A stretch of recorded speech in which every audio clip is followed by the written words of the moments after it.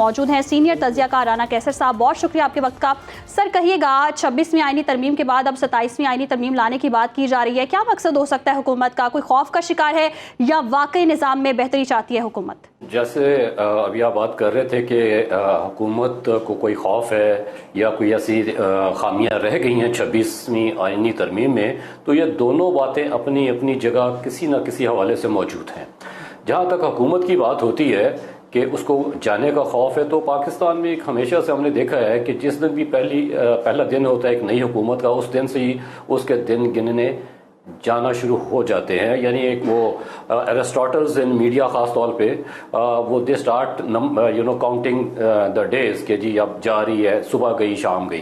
تو وہ ایک تو خوف تو رہتا ہے، اور ایک ایسی حکومت جس کے پاس اپنے نمبرز ہی پورے نہیں ہوتے اور وہ مانگے تانگے کے نمبروں سے چل رہی ہوتی ہے، تو وہ تو کسی وقت بھی جا سکتی ہے۔ تو دوسری بات یہ ہے کہ 26ویں آئینی ترمیم یس یقینی طور پہ اس کے اندر بہت سے لیکونہ ہیں جو کہ ہمارے لیگل وزٹس جو ہیں بات کر چکے ہوئے، اس کے اوپر میڈیا میں بھی آ رہی ہیں۔ اور جب یہ 27ویں آئینی ترمیم کی ہم بات کرتے ہیں تو اس میں دیکھیے کل ایک ملاقات ہوتی ہے بلاول زرداری کی، اور لاہور میں جو ملاقات ہوئی کل پرائم منسٹر کے ساتھ، تو اس میں ایز سچ یہ بات ڈسکس نہیں ہوئی۔ دیکھیے مولانا نے تو بڑا کلیئرلی کہہ دیا چنیوٹ میں، انہوں نے جب میڈیا سے بات کی کہ وہ 27ویں آئینی ترمیم کی مخالفت کریں گے۔ خیر یہ بات جو ہے اس کو ہمیں ٹرسٹ نہیں کرنا چاہیے کہ ماضی میں بھی ایسا ہوتا رہا۔ ابھی ریسنٹلی آپ نے دیکھا ہے کہ مولانا نے بڑی اسٹرانگ پوزیشن لی 26ویں آئینی ترمیم کے حوالے سے، پھر فائنلی جو ہے ان کا گھر جو ہے وہ ایک بیٹھک بن گیا، سیاسی بیٹھک، تو نتیجتاً مولانا نے بھی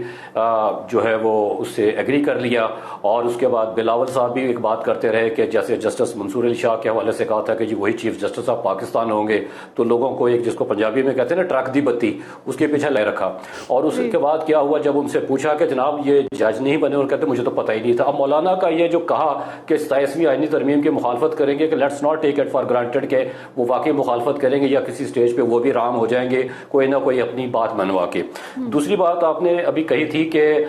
بلاول نے یہ کہا کہ جی 26ویں آئینی ترمیم سے وزیر اعظم کو گھر بھیجنے کا راستہ رک جائے گا۔ میرا خیال ہے ہی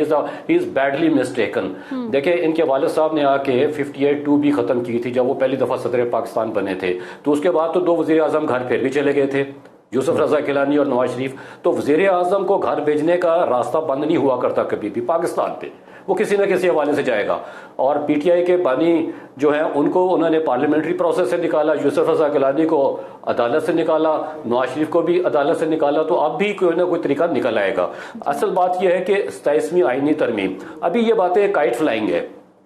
کل کی جو ملاقات ہوئی ہے اس میں رانا ثناءاللہ صاحب بھی موجود تھے، اور انہوں نے کہا کہ ایسا کوئی ذکر نہیں ہوا۔ البتہ انہوں نے یہ ضرور کہا باہر آ کے میڈیا سے بات کیا جب،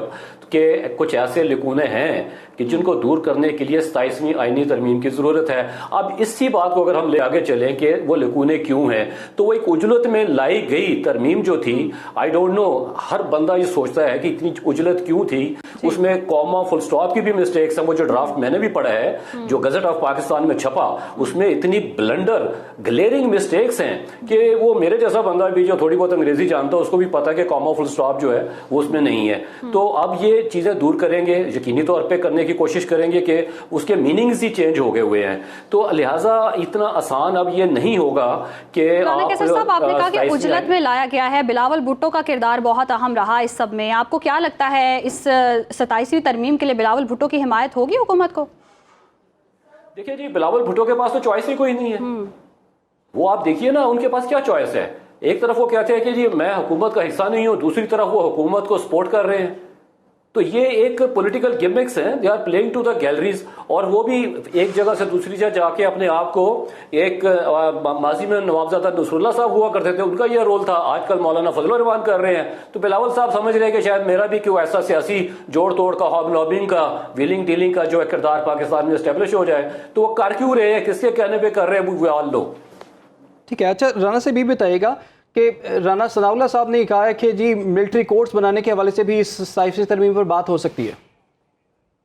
دیکھیے ملٹری کورٹس کی بات تو بہت عرصے سے ہو رہی ہے. آپ کو یاد ہے کہ جب اے پی ایس کا واقعہ ہوا تھا اس کے بعد یہ ایک سلسلہ شروع ہوا کہ جی اسپیڈی ٹرائل کے لیے کہ ہماری جو سیولین کورٹس ہیں وہاں پہ معاملات لٹکے رہتے ہیں اور جو خاص طور پہ دہشت گرد ہیں وہ ان کا جو کیس لٹکا رہتا ہے اور کوئی سزا نہیں ہوتی, تو لہٰذا ملٹری کورٹس دیکھنا یہ کہ 27ویں ترمیم کے حوالے سے کیا آگے پیش رفت اختیار کی جاتی ہے. رانا قیصر صاحب ہمارے ساتھ موجود تھے, سینئر تجزیہ کار, بہت شکریہ آپ کے وقت کا.